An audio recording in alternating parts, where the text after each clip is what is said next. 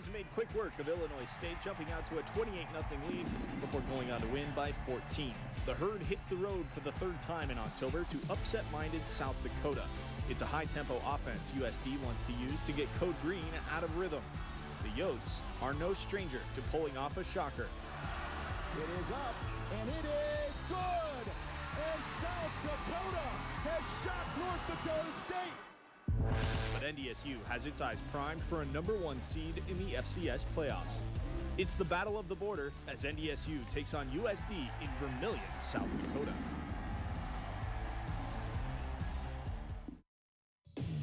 This is the Farmers Union Insurance Bison Football Pregame Show. Hello and welcome into the Farmers Union Insurance Bison Football Pregame Show. I am Alex Egan. She is Beth Hool. We are getting you set for North Dakota State at South Dakota today down in Vermillion, the Dakota Dome. The Bison 7-0 coming into this week.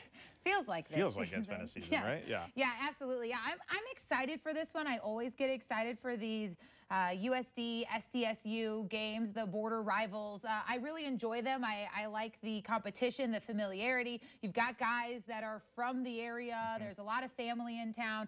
I just enjoy everything that comes with these games. A few Bison fans made the trek down to Vermillion, so much so that they had to move the Bison tailgating lot to a place that's about a mile away from the Dakota Dome. That's how many Bison fans were making the trek down to Vermillion. Yeah, and some familiar faces. This is a fun one for the parents as well. I know some of the wives were going down for this one. A special guest in attendance and Nick DeLuca's parents. They couldn't make the trip overseas to London to see their son on short notice. You mean to tell me they couldn't find a flight over to London? I looked those flights up because I may or may not have pitched that one to the bosses. And they were a little pricey. They were a little pricey, but an exciting time for the DeLuca family, not only with Nick making his NFL debut on the active roster this weekend with the Jacksonville Jaguars, but his dad receiving his last cancer treatment this week as well. That news all came on the same day, so very cool for them. Yeah, and as great as it is that Nick is going to be playing for the Jacksonville Jaguars on the active roster, promoted from the practice squad,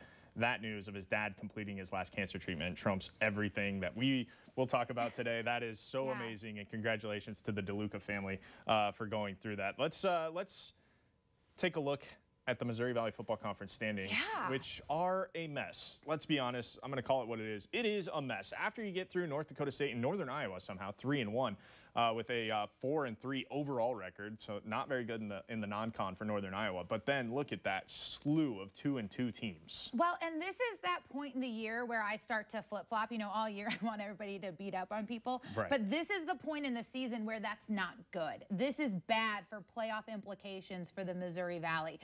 I mean, Chris Kleiman said it this week at his press conference. This is where things start to get kind of muddy, and nothing's decided yet either. This is halfway through the conference schedule, and we like to start talking about the fact that, you know, who are the top contenders. Do you expect things to start kind of, I don't know, making sense? And it's not right now. You look at that, and all you know is NDSU is the best. Yeah, and NDSU is in control right now at the halfway point of the conference season. The games that are going on today: South Dakota State is at Illinois State. Indiana State is at Youngstown State. Northern Iowa makes the trip to Macomb to take on Western Illinois.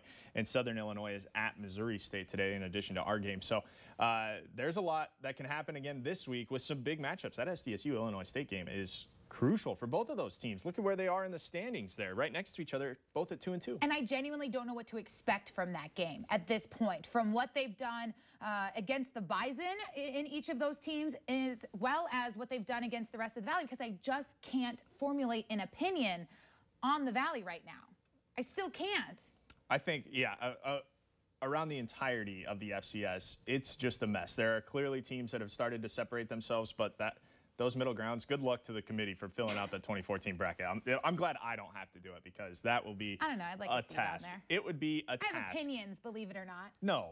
I know. For what it's worth, South Dakota State and Illinois State are tied at 7. That one's early in the second quarter. We'll update you on scores throughout the show, and of course during halftime as well, and during the football game. Let's get into a little bit of something that we wanted to get to today, and that is Lance Dunn and this Bison running back team against the University of South Dakota and their what I have called Swiss cheese defense, because this is not great. Yeah, this South Dakota team does not have the greatest defense, and I think a lot of it comes from the fact that they spend so much time on the football field because their offense is so quick out there and has such a hurry-up offense that the defense ends up out there so much. This video is from last year when Ty Brooks had a day against South Dakota. He had three touchdowns and a ton of yards. It was really a standout game for him on the season.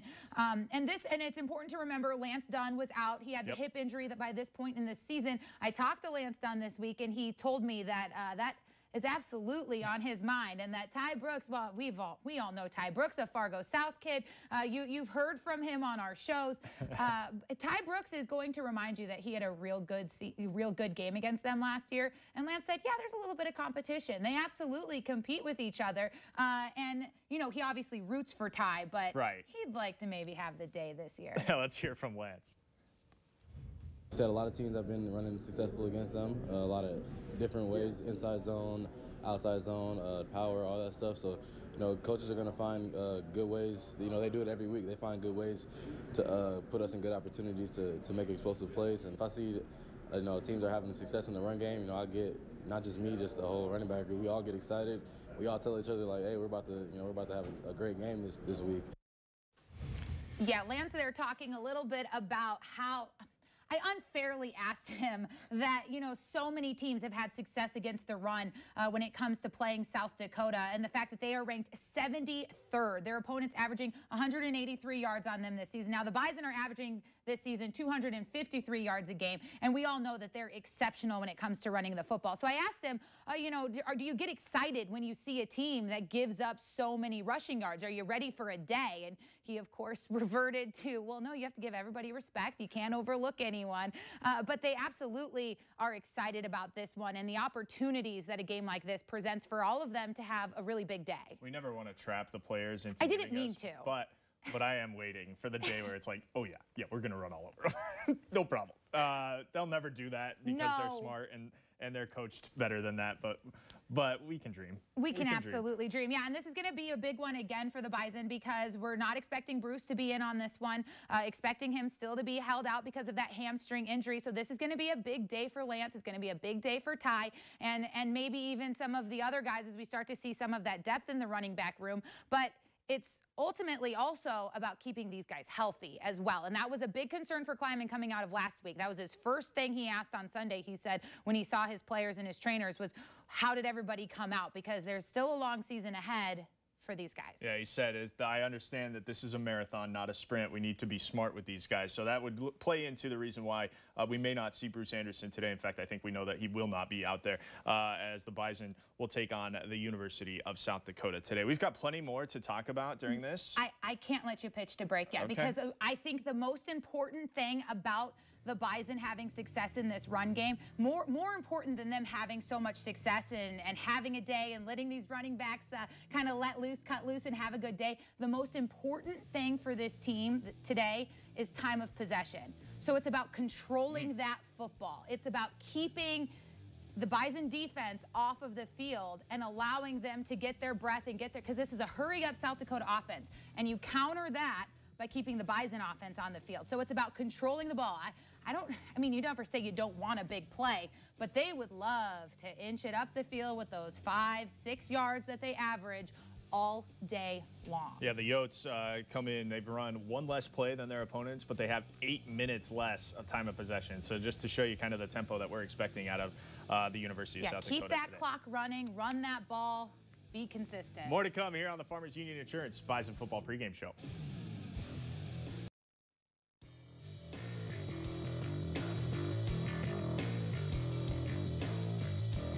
There they are. They are the Bison, and they are off to a 7-0 start down there in the Dakota Dome. This is the first, or excuse me, NDSU is the only team to repeat back-to-back years, 7-game winning streaks to start the season, and the Bison have done it twice. They did it in 13-14 and now again in 17-18. And boy, those 13-14 years were sure good. That 13 team was okay. They were okay. I think they were okay. They didn't lose. Yeah, no, an outstanding stat, and it's shocking when you think that nobody else has done that. It's Yeah, in one the thing. Missouri It's Valley one Football thing to Conference, do yeah. it, but to do it twice, and again, that Missouri Valley Conference, we talk about how tough it is every single year, week in and week out, and so to be able to have that continued success is just really impressive. I butchered that stat, so I know, let me it's just okay. tell you again. Only team in Missouri Valley Football Conference history to start with a win in its first 7 games in back-to-back seasons. That's what I was getting at. Courtesy Ryan Peralt. Yeah, thank you, Ryan Peralt, NDSU Sports Information Director. That's amazing. The Bison also have, speaking of 2013, the Bison also have the nation's longest winning streak at 13 games that they are taking to the Dakota Dome today. So that's a very... And it's always a tough place to play. So it's not an easy place. It's yeah. very, very difficult to play. Let's go out to the Dakota Dome. Ryan Gellner standing by with the voice of the Coyotes. Yeah, thank you, guys. Joe Van Gore is the longtime play-by-play voice here at South Dakota. And, Joe, an interesting season for your squad. Sometimes good, sometimes not so good. Lost 2 in a row. Really need a win today. No doubt about it. I mean, to have any kind of playoff aspirations, I'm pretty sure the Coyotes have to run the table. Last couple of weeks, Ryan, have been tough with turnovers and points off of turnovers. Here in the Dome 2 weeks ago against Iowa State, committed 3. They scored 21 points. That was basically the difference in the game. Not a great first half at all against Youngstown State in the rain and the wind, but came back strong in the second half, but then had a pick 6 in the fourth quarter that eventually sealed it for the Penguins. But coming in, 4 games left. Yeah, the situation is there. The destiny is there for the Coyotes. Your quarterback play, of course, Chris Strevler was here for years, really, really good. Austin Simmons is not Chris Strevler, but he likes to chuck the football, and he can throw it around a little bit. Well, of course, he had Chris Strevler to watch and learn for the last couple years. And to Chris Strevler's credit, he said, hey, Austin's got a better arm than I do. I mean, it's given the Coyotes a chance to get more vertical downfield. As, you know, if you see in our stats, there's a lot of guys that have caught passes this year. And, of course, Dakari Allen leads, and he's made some spectacular catches. What really the Coyotes need are, is better line play. The offensive line coming in was supposed to be a strength of the team. They've been up and down.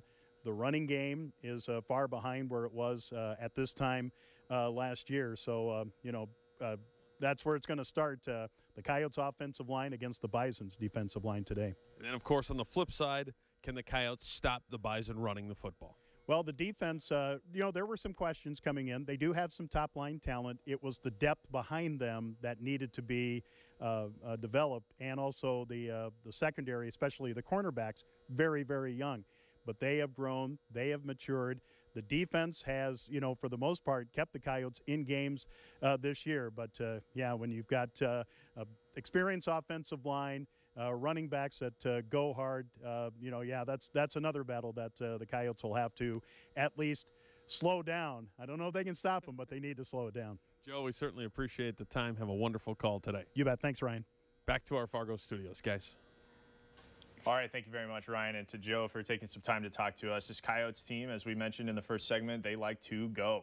Yeah, they certainly do. And they run a more spread offense, not your conventional 2 tight end, fullback setup. It's more of your empty 1 back. And so that's really opens things up and puts a lot of pressure on those outside linebackers to really make a play and stand up and be kind of that first line of defense. I know, defensive line, but that first line of defense for the Bison. And so, they're going to throw the ball. They like to go through the air. They like to go quick, and they like to use a lot of people. That's where I think they maybe differ the most from the Bison football team. We talk so much about the success of Darius Shepard, and then, you'll see a little bit of Dallas Freeman in there. But the Coyotes really spread it out. 14 different receivers have a reception so far or 14 guys have a reception this season. Right. 7 of those are in double digits. That's a lot of throwing the football. That's incredible. And you heard Joe Van Gore there say that Simmons had a better arm than Strevler. Strevler was a dude. Let's just put it that. He was a dude. He got it done with his feet. He got it done through the air as well when he needed to. But but Simmons, not so much the runner that Strevler was. So that's why this offense has had to change a little bit. Yeah, they run the ball. They use the quarterback run about 5% less than they did last season. He's also been sacked a lot of times. And I think a lot of that comes from the fact that they do throw the ball so much. And they've also been trailing in a few games this year. So all of that kind of plays a factor into those kinds of numbers when you're looking at it. But really, I think what stands out about this football team is how different they are when they're at home. You look back at that Youngstown State game, that was a tough football game. That would have been hard for anybody. There was a huge weather factor in that one if you didn't happen to watch that one. Weather was a huge factor. Sideways wind or sideways rain, heavy winds. It was a tough football game. And for a team like this that throws the ball as much as they do, it's extremely difficult for them. So they're inside in that controlled environment with their fans, and they're able to really control things. And it's a completely different football game having this one at the Dakota Dome than anywhere else. Yeah, absolutely. To your point, Simmons has been sacked 23 times for 174 yards lost. So he's not quite the runner. And I think he might get hit a couple times. You think so? I think the Bison might get to him? Watch out for Greg Menard, sir. Oh, that's a good one to keep your eye out Yeah, for. If Big he hits 96 hard, I is think. coming at you, Yeah, maybe get hard rid of and the football. fast. Get rid of the Yeah. football. All right, we're going to step aside. When we come back, we'll check in on who is in and who is out with our injury report. Some of the Bison faithful making the trip down to Vermillion, South Dakota. What did we do? What? We let that guy in there. Mr. DeLuca. So friendly. There he is. More to come here on the Farmers Union Insurance Bison Football Pregame Show.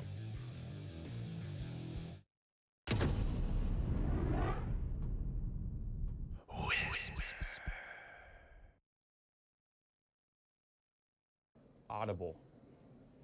Audible. Ironboard. Play action pass. Play action pass. Blitz. Pistol. Blitz. Blitz. Blitz. Fargo. Fargo. Missouri Valley. Missouri Valley. Oh, Missouri Valley Football Conference. Missouri Valley Football Conference. Eligible receiver. Eligible receiver. Nickel defense. Nickel defense. Blitz defense. Nickel. Nickel defense. Nickel defense. Turnover.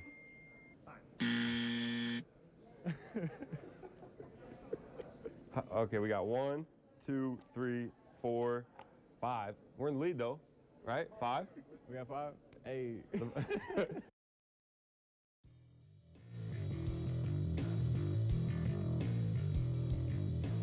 Okay, a fun fact about that one with Easton, he stuck around to see how everybody else was kind of doing. You can't tell me that kid's not a competitor in everything that he does. He's not competitive at all. I think it's safe to say those two have some pretty good communication skills. They do all right with the communication. I think they're better at nonverbal stuff, though, than... Probably, yeah. We said no hand signals. Yeah, although Easton kept giving the thumbs up for Well, everything. that's okay. Yeah, we'll give him that. I just appreciated Darius Shepard's volume growing. As somebody you may have noticed tends to talk a little loud, a little. He kept going.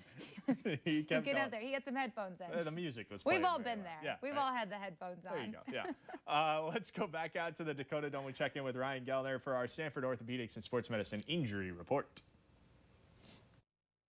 Guys, it is show and tell time with Dr. Bruce Pyatt today. You've brought another toy out. It is a North Dakota State University football helmet. We're talking football helmets because the technology has changed a little bit, and we are specifically talking concussion. This one of the concussion helmets that North Dakota State uses. Yeah, obviously it's been a big focus for everybody in athletics and in football to try to prevent concussions.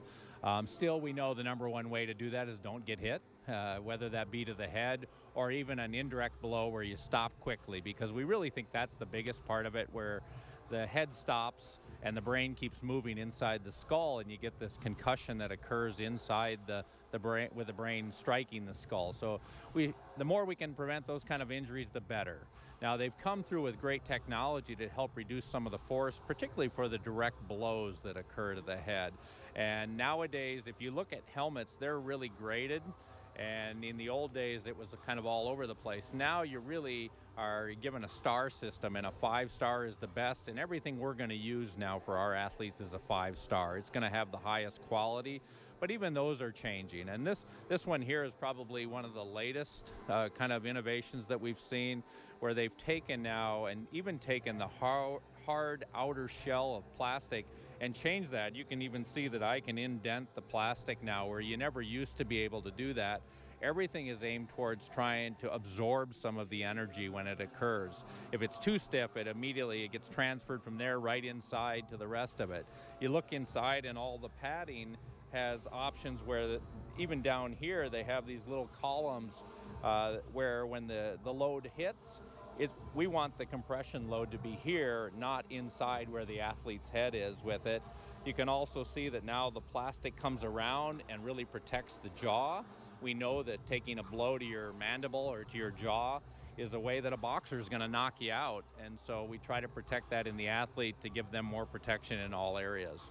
Technology has come a long way. This football helmet looks and acts just like a football helmet. What's impressive is the outside that's dentable now, the inside that moves with the hit. Technology has come a long way, and safety first. Absolutely, and it's all really about, you want a kind of a deformation that occurs, and then you want it to restore back to it. So all these things have the ability to compress, but then have that memory to go back and still be protective for them. Good stuff, Doc. We appreciate the show and tell, Adam. You win the Classroom Award today. Congratulations. Great. I haven't won that in a long time, but thank you. You've got it. Back to you guys. All right, thank you very much, Ryan. Here's a look at what we know today for who is going to be not playing. Bruce Anderson out, Michael Tutsi out, Eric Bachmeier with that hand injury he's been dealing with for a long time. He is questionable to play today, but those first two, those are big in terms for the Bison and what they'd like to get done. Well, and as big as they are for their positions on the football field, they're really big when it comes to special teams. I mean, obviously everybody knows Bruce Anderson is a beast out there, but Michael Tutsi has been earning his keep on those special teams this season, and that's a huge, that's a guy missing that requires somebody else to go in. That's when you end up getting some of these senior linebackers who have to go in there and play some of these snaps or some of these plays at special teams. And that's wear and tear that continues to happen on the football team. Or some of those redshirt freshmen and freshmen that need to step in and fill that. So you're playing that game of how many games do we want to play these guys? Yeah, and they've already got some guys who are kind of getting to that 4-game limit. So they're starting to have to weigh some of those options. Also should be noted, Ryan Gellner telling us today that Seth Wilson is dressed out there, who we haven't seen in action yet this year. Yeah, so that could be one of those things where the Bison need to rely a little bit on Seth.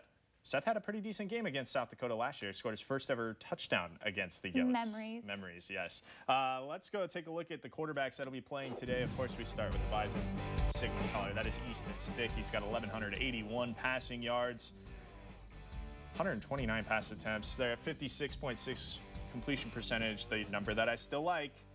10 touchdowns, 2 interceptions. Sorry, Easton tried to give you bad numbers there. Rushing touchdowns, he's got 7. So Easton, okay, we had this discussion.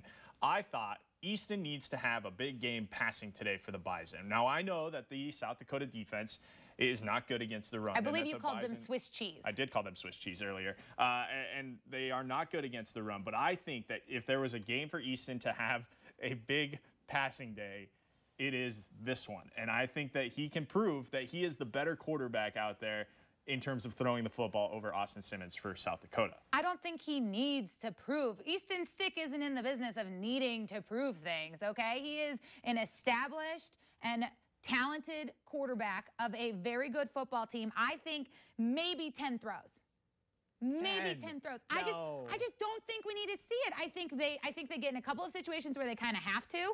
And I'm looking for like some slot passes. I'm not looking for anything big from him really. I'm expecting a good running day from him to, have definitely a couple of quarterback runs. I think those have been outstanding for the Bison this year, and I think we're going to see more of that from him.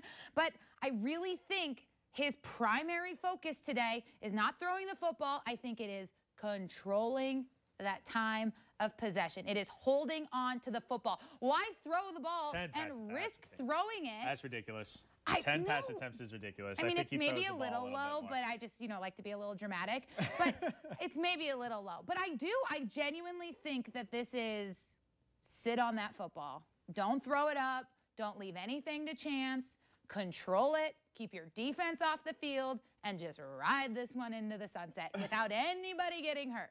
On the flip side, the Yotes throw out Austin Simmons. He's a big kid. He will throw the football around a lot, as you've heard us say. He's already over 2,000 passing yards for the season, 12 touchdowns to 5 interceptions. So he doesn't take care of the football as much as Easton does, but he has more opportunities to throw interceptions because they throw the football. He also has more. those sacks. He does have those sacks. He's been sacked 23 times already this season. So not great in the rushing yards. He's got a lot of rushing yards, but he's lost a ton in, in 62 the sacks. attempts. Yeah. So they'll run the football with him, but he's not the rusher, obviously, that Easton Stick is, or that Chris Strevler was last year for this South Dakota team. We're going to step aside. When we come back, we'll get you out to the Dakota Dome. We'll check in with our crew out there. Ryan Gellner, Brian Shawn, and Lee Timmerman are standing by when we return here on the Farmers Union Insurance Bison Football Pregame Show. This is the Farmers Union Insurance Bison Football Pregame Show. Welcome inside the glorious Dakota Dome, along with Lee Timmerman and Brian Shawn. My name is Ryan Gellner.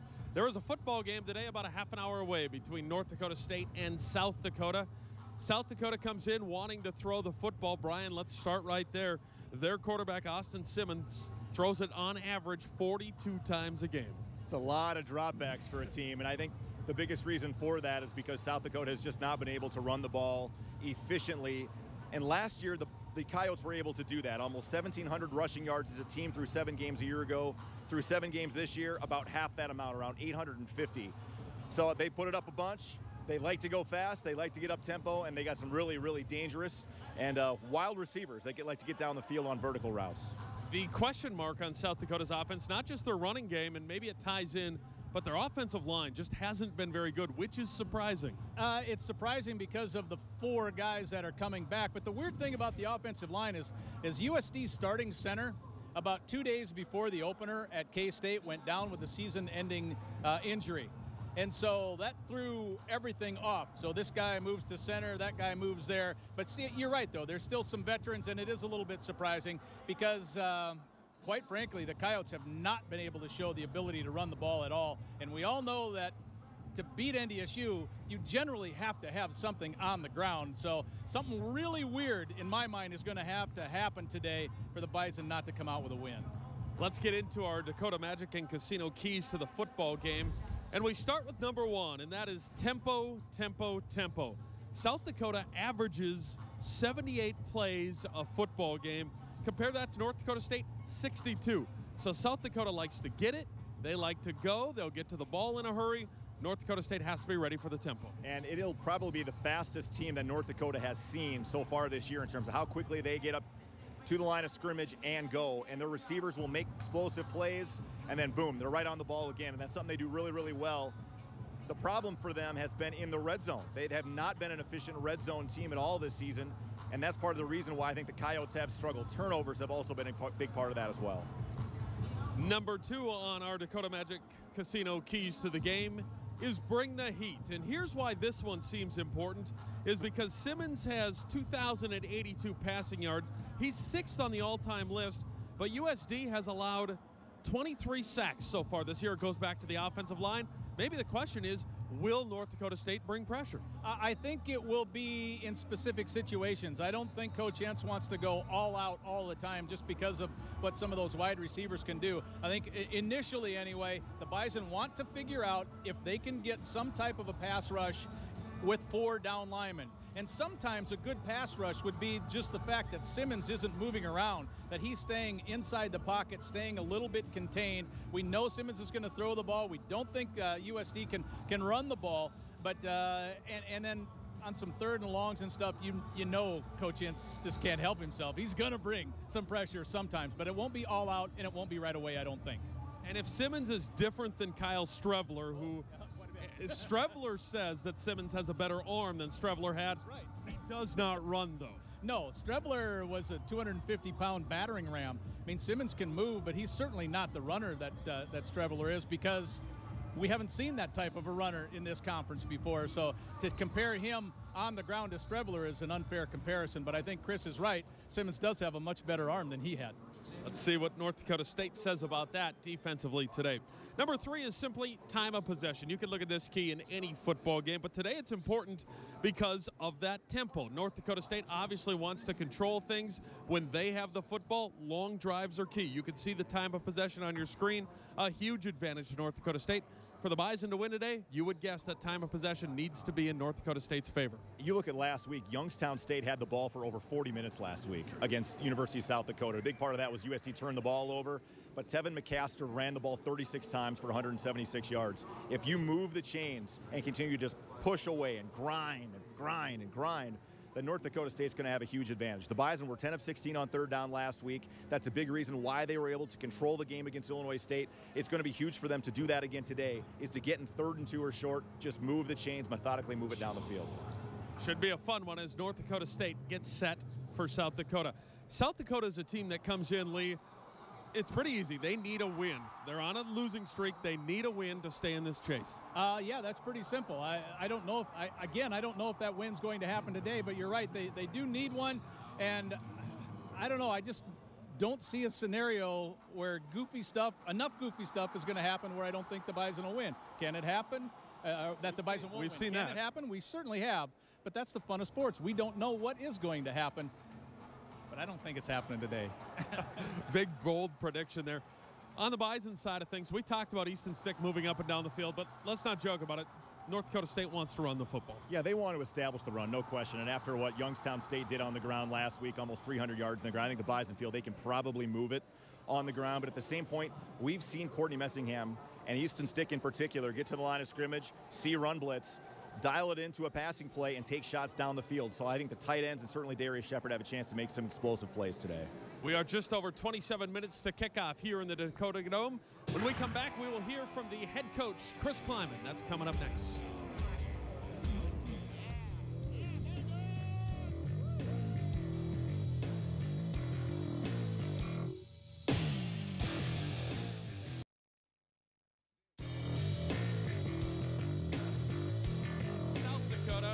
From the Dakota Dome here in Vermillion, South Dakota, the Bison just leaving the football field for their final preparations. It is time now for Herdline News, your look at North Dakota State University football. And North Dakota State senior Darius Shepard was all over the field a week ago in North Dakota State's home win over Illinois State. Shepard had 236 all-purpose yards, including a career-high 126 yards receiving. Shep now has passed Warren Holloway for 6 all-time receiving on North Dakota State's list. He has moved past former teammate R.J. Urzendowski in career receptions, is now 5th in school history with 154 catches. But it was his punt return game last week that earned him the honors. Shepard returned 2 punts for a total of 103 yards. This one a 69-yarder to start the 3rd quarter. Shepard ranks 3rd in the FCS with a 19.3 average return. Special teams has been good for the Bison all season long, so we started our weekly conversation with Chris Kleiman about just that, how special teams have been.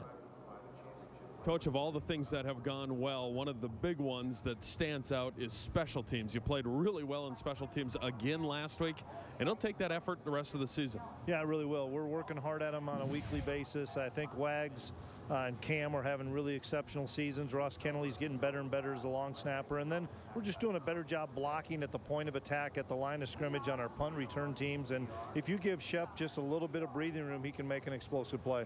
Look at the matchup today in South Dakota. Well, looks like you'll be able to do Bison football, run the football today, and obviously that's what you want to do. Well, that's what we want to do, but they're going to run blitz the heck out of us and do a bunch of stunts and things, and we have to be able to figure out what those are and try to handle some of that adversity that we're going to face. And I know Coach Nielsen real well. We're going to get their best shot. They're going to play better than they've played the last couple weeks. Our guys know that. It's going to be a 4-quarter game.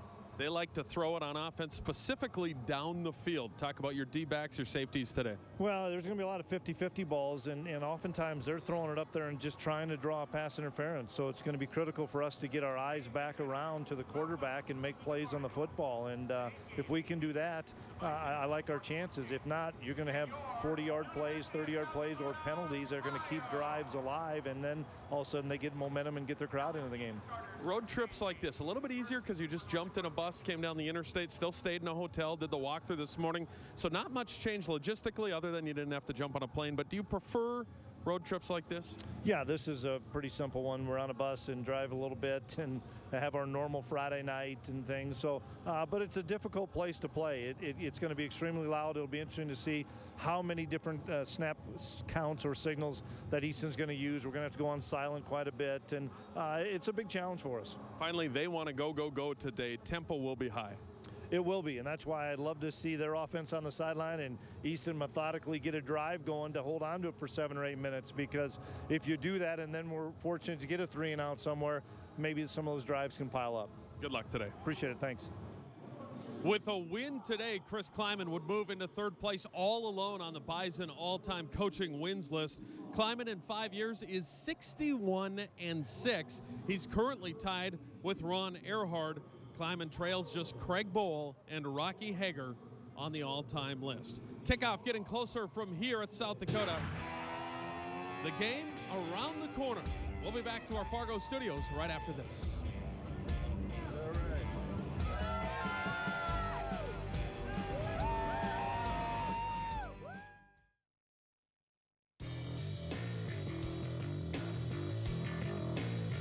There it is, a live look at the Dakota Dome in Vermillion, South Dakota, as #1 North Dakota State gets set to take on the University of South Dakota Coyotes. We welcome you back into our Fargo studios of the Farmers Union Insurance Bison Football pregame show. This Bison team, before we get into our discussion that we've had a lot of discussion about this week, let's get into our Bobcat heavy lifting report, and that is we have singled out this time James Hendricks. We fought about this. We did fight about this one because we had a few different options that we wanted to go with. I thought, you know, with the question marks surrounding Rob Grimsley and his health, we found out from he is fine, but we found out from Coach Kleiman that if Rob can't go and Tutsi is out, which Tutsi is out today, Michael Tutsi is out, then Hendricks moves over to that strong safety spot, and that moves James to yet another position on this Bison football team. So we wanted to make sure that James gets some love. And also, one other thing on this Bobcat heavy lifting report. I know that we asked the hard-hitting questions here, and last week I caught up with him, and I asked him, do you go by Jimmy? Can we call you Jimmy Hendricks? Can we please call you Jimmy Hendricks? And he said yes. Yeah, he said a lot of people actually call him Jimmy. He doesn't actually notice what people call him until they change it on him. Yes, so if you normally call him James and then you call him Jimmy, then he knows. So one or the other. The thing that's really interesting, I think, about James is,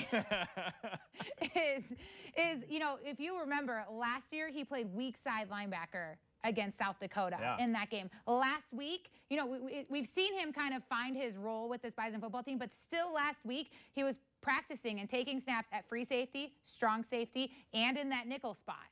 And oh yeah, still taking some of those snaps at quarterback. He's still an option and a backup guy there. And so he's still continuing to kind of spread himself out, which is something that he can do because he is, as Chris Kleiman has told us, so incredibly football smart, such a student of the game, and really one of those guys who thrives under all of those different roles. But there's still, you know, a lot of options for him in the role that he's going to play in this game. Whatever it is, he's going to have to continue to do it just as technically sound as he has all season. I also wouldn't be surprised, since he's so good at everything else that he does, if he can play guitar like Jimi Hendrix. I'm stuck on Jimi Hendrix. I think it's thrilling. There's also a Jackson Brown on the team. So there is. And that's, Bison are doing an all great bands. That's more my brand of music. Yeah. All right, let's move on here to this discussion that we've been talking about. Yes. We've been hammering this point for the last couple weeks, and it's worth talking about because the Bison have been so good in the red zone, both on offense and defense. We'll start with the offense. The Bison, they have 27 of 30 red zone attempts. They've gotten 24 touchdowns on those 30 red zone attempts, 27 times that they've scored. Yeah, they've just been so fun to watch there. And this is something, when I asked Chris about it this week at the press conference, he said this has been, because I asked him, is this that you have so much senior leadership, so much experience, or is this something you guys have made as a point of emphasis? And he says that they have been working on it since fall camp, and that they took plenty of snaps every single day to make sure there's lots of competition, ones versus ones in this offense. You know, that whole iron strengthens iron. That's their philosophy here, and that's what they've been doing to really strengthen this attack. And what we're showing you here is some of the different options that they've been doing, including using the option that they scored against Northern Iowa, this jet sweep with Dallas Freeman, a wide receiver getting a carry. And so, to your point, let's hear what Chris had to say on Monday. It's neat because I'm seeing more, like you guys are, of a lot of creativity on our offense, of doing things. You can't just sit back there and throw the ball every time on third and 7. And now we've run a jet sweep. We've thrown it to Lance in the flat. We've run option. We've done a lot of different things. The field condenses so much that you know, you have to be able to do some different things, because defenses are either going to bring pressure on you right now and you get the ball out, or they're going to sit in soft zone. And of course, it's that soft zone that opened up the jet sweep for Dallas Freeman last week. In the second quarter, they got their second touchdown against Illinois State. And that's an option play for Easton. On the flip side, if you remember, when Illinois State got intercepted on the red zone, they tried to do the same thing 3 different times, and then on fourth down they get picked off by Rob Grimsley. So let's talk about the Bison defense, because they lead the Missouri Valley right now. Yeah, not many teams get into the red zone. Just 11 times teams have been into the red zone. There have only been 4 touchdowns and 2 field goals given up by the Bison. And still yet, defensive coordinator Matt Entz says, you know, as happy as he's been that they've been able to bend and bend and bend and not break, he still wishes they wouldn't bend so much, which is so funny when you look at how few times teams have actually been inside the red zone. That's an insane amount. 11 times to only get into the red zone, and then to limit the opposing offenses to just 4 touchdowns in the red zone. And a lot of it comes from their ability to turn teams over, like we're showing you here, that they are opportunistic. They stay home, they play defense, and they do a good job of that stuff. So let's hear what Matt Entz had to say this week on his red zone defense. We firmly believe, and it's our program's philosophy, that field goals won't get you beat. And so as long as we can keep touchdowns off the board, ultimately is what we're trying to accomplish. Now, I don't necessarily want to bend as much maybe as we did a couple times, but it is big when our defense can come up with plays in the red zone and keep points off the board. I mean, it's a huge momentum change in my mind. And that's what I think is so much fun about this defense. I was calling it last week. I was like, they've got it.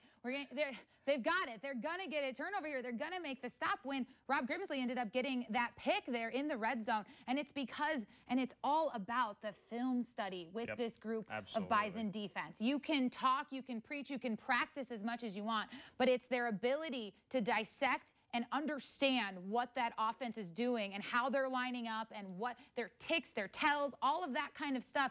And this Bison defense has been baiting teams. They have been baiting teams into picks. You can see them coming. Even when we heard Grimsley talk about his interception last week after the game, he said, something just didn't look right. So I decided to hang back here. And then the quarterback was forced to throw into a place that he shouldn't have. And that's that football IQ. And that's what makes Rob Grimsley so much fun to watch. Those James Hendricks and really so many guys on this Bison defense. I harp on those two just because they kind of end up ending up on the highlight reel. But there are so many guys on this team that are so smart. And it's really because everybody else is doing their job that those guys are able to make those calls. Again, field goals. They say field goals don't beat you.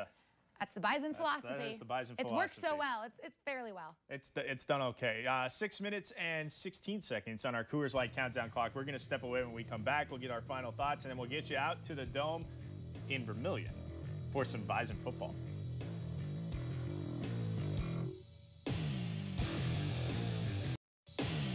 This is the Farmers Union Insurance Bison Football Pregame Show.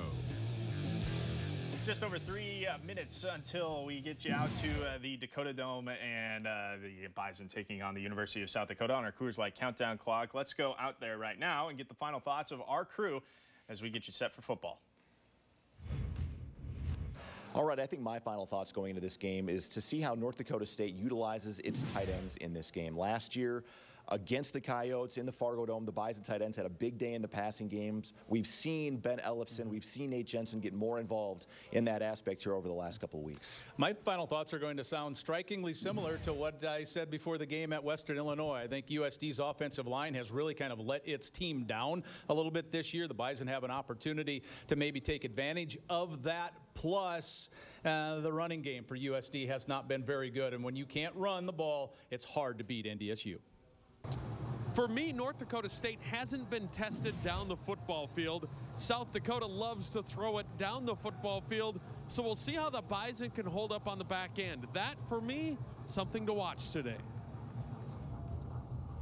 All right, thank you very much, guys. Okay, so I've been going back and forth with what I want to talk about here, but I found this stat very interesting, the scoring by quarter statistic that you don't really see too often. And what does it mean, really? It's when you're scoring your points, what quarter you're scoring them in. The Bison are doing really well in the first quarter, despite all this talk that we had for a couple weeks of they need to get out to a fast start. Bison are outscoring opponents by 35 points in the first quarter. It's the second quarter where NDSU does their damage. They're outscoring opponents by 77 points in the second quarter. So the first half has been really good for the Bison. Not so much for USD. They've been outscored by 20 points in the first quarter, outscored by 4 points in the second quarter. Where they do their damage is in the third quarter. So the Bison would like to get out to that fast start. Basically, Alex, what I'm saying, I don't have my graphs out here. I feel like we should have the beautiful mind. basically, yes. If I had the whiteboard out here, that'd be great. But what I'm saying is, the Bison need to get on USD early, and they need to put them away because USD will come out firing out of halftime. Yeah, they're not afraid after they've been trailing at halftime. They're still going to compete. Well, for me, it's all about that time of possession. Chris Kleiman said earlier this week that his top concern going into this game is the same thing that hurt them in 2016, and that was the defense's inability to adjust to that hurry-up offense. And that's a huge part of this. You've got to keep the ball in front of you. You can't let the last play affect you, and you have to get lined up quickly. And so for me, it's all about, yes, the defense getting lined up and handling all of that, but it's all about this offense, holding on to that football and keeping USD off the field. They like to have 80-plus plays. That's a lot of football snaps. It's a lot of snaps for an offense. NDSU has to keep them off the field. It's all about controlling it, keeping it calm, holding onto the ball. And the Bison offense will do that with Easton Stick throwing the ball more than 10 times. I don't know. No, they will run the football. They will run the football effectively. Did we just? That might be illegal, actually. We'll check in with HR afterwards. 15 We're not seconds in the before university broadcast. We're fair. before it. 15 seconds, 10 seconds now before we send you out to the Dakota Dome. Thank you so much for watching our pregame show. We'll see you at halftime. Enjoy the game.